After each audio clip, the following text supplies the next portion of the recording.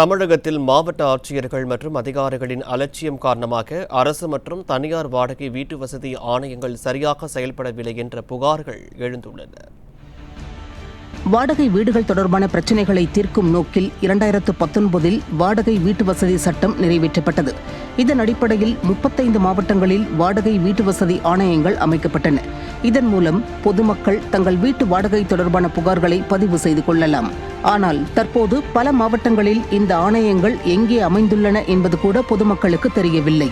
Real estate சொத்து மதிப்பீட்டாளர்கள் கூறுகையில், வாடகை வீட்டு வசதி ஆணையங்கள் வீடு வாடகைக்கு விடுவதில் ஏற்படும் பிரச்சினைகளை தீர்க்கும் விதமாக உருவாக்கப்பட்டன என்றும், ஆனால் மாவட்ட ஆட்சித்தலைவர்கள் தலைமையிலான இந்த ஆணையங்களில் கோட்டாட்சியர்கள் மட்டுமே பொறுப்பு அதிகாரிகளாக நியமிக்கப்பட்டுள்ளனர்.